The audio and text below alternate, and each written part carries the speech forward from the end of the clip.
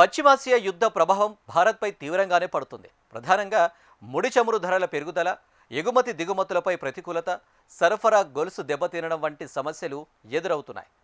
Urea కొరతతో రైతులపై భారం పెరుగుతుంది. రవాణా ఛార్జీలు పెరగడం, ఫార్మా రంగంపై ప్రభావం, నిత్యావసరాల ధరల పెంపు వంటి సవాళ్లను భారత్ ఎదుర్కొంటుంది. దేశ ఆర్థిక రంగాన్ని కాపాడుకునేందుకు పన్ను రాయితీలు ఇవ్వాలని సూచిస్తున్నారు నిపుణులు. మరోవైపు ప్రధాని మోదీ పరిస్థితులను ఎప్పటికప్పుడు సమీక్షిస్తున్నారు. ప్రజలపై భారం పడకుండా చర్యలు చేపట్టాలని అధికారులను ఆదేశించారు. పశ్చిమాసియా యుద్ధం ఇంకా ఎంతకాలం కొనసాగుతుంది అనే విషయంలో ఎవరికీ స్పష్టత లేకుండా పోయింది. అన్ని దేశాలతో పాటు భారత్ కూడా ఇప్పటికే సంక్షోభాన్ని ఎదుర్కొంటోంది. ఇరాన్ మీద అమెరికా చేపట్టిన యుద్ధం దీర్ఘకాలం కొనసాగితే అనేక రంగాలు ప్రభావితమవుతాయి. మన దేశం 90% ఆయిల్, 50% గ్యాస్ను దిగుమతి చేసుకుంటోంది. వీటి కోసం ముఖ్యంగా పశ్చిమాసియాపై ఆధారపడి ఉంది. యుద్ధం కారణంగా అంతర్జాతీయ మార్కెట్లో ముడి చమురు ధరలు పెరుగుతున్నాయి. ఇది భారత్లో పెట్రోల్, డీజిల్, గ్యాస్ ధరలను పెంచాల్సిన పరిస్థితికి దారితీయవచ్చు. చమురు ధరల పెరుగుదల వల్ల రవాణా ఖర్చులు పెరిగి నిత్యావసర వస్తువుల ధరలు, ద్రవ్యోల్బణం పెరుగుతున్నాయి. ఇది మొత్తం ఆర్థిక వృద్ధిని దెబ్బతీస్తోంది.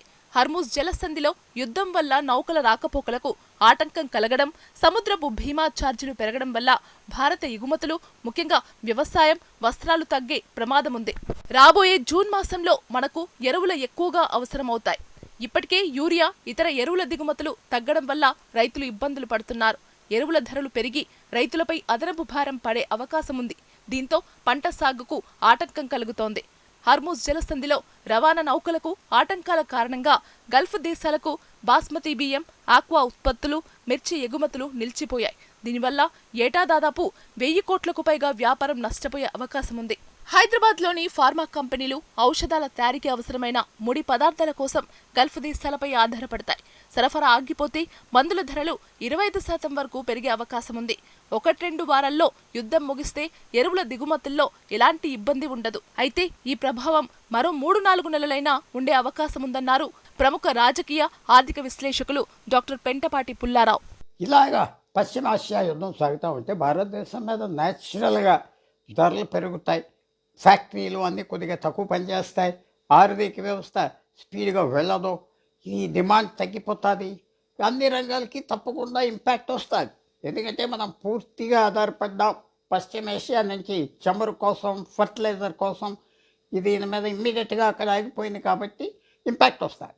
1 వారం 10 రోజుల్లో యుద్ధం ఆగినా మళ్ళీ నార్మల్ టైంకి రావడానికి 3-4 నెలలు పడుతుంది. కాబట్టి తప్పకుండా ఈ పరిణామాలు భారతదేశం మీద కనపడతాయి. యుద్ధం కారణంగా గల్ఫ్ దేశాల్లో ఉన్న సుమారు 1 కోటి మంది భారతీయుల ఉద్యోగులు, కార్మికులు ఇబ్బందులో ఉన్నారు. వారు మన దేశానికి ఏటా కోట్లాది రూపాయల డబ్బును పంపుతుంటారు.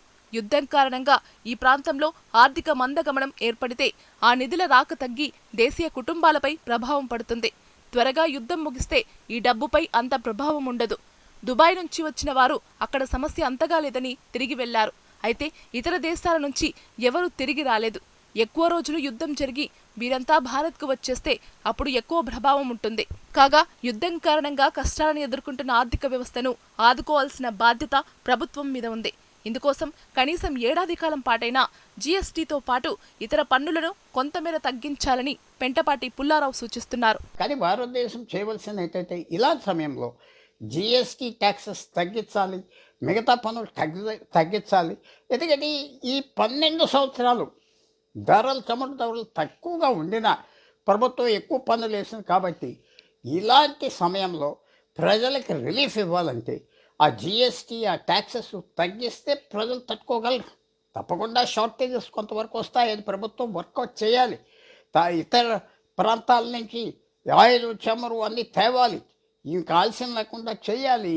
ఈ యుద్ధం రేపు ఆగిపోతుందా, ఎల్లుండి ఆగిపోతుందా అనుకోకుండా ఇంకో సంవత్సరం నడుస్తుందని ప్లాన్ చేస్తే చాలా వరకు ఇబ్బందులు తగ్గిపోతాయి. ఈ పరిణామాల నేపథ్యంలో ప్రధాని నరేంద్ర మోదీ నేతృత్వంలోని భద్రతా వ్యవహారాల కేబినెట్ కమిటీ పరిస్థితిని సమీక్షిస్తూ అత్యవసర వస్తువుల సరఫరాకు అంతరాయం కలగకుండా చర్యలు తీసుకుంటోంది. యుద్ధ ప్రభావం పడకుండా ప్రజలకు పూర్తి భరోసా కల్పించాలని అధికారులకు మోదీ సూచించారు. వారికి ఖచ్చితమైన సమాచారం ఎప్పటికప్పుడు అందించాలని, తప్పుడు సమాచారం, వదంతులు వ్యాప్తి చెందకుండా చర్యలు తీసుకోవాలని ఆదేశించారు. సామాన్యుడికి అత్యవసరాల సరఫరా తీరుపై ఆరా తీశారు. ఇందుకోసం చేపట్టిన చర్యలను సమీక్షించారు. యుద్ధంపై సమీక్షించడానికి సిసిఎస్ ప్రత్యేకంగా సమావేశం కావడం ఇది రెండోసారి. కేంద్ర ప్రభుత్వం సామాన్య, మధ్యతరగతి ప్రజలకు ఇబ్బంది కలగకుండా ఉండేందుకు ఎల్పీజీ ధరలు పెంచలేదు.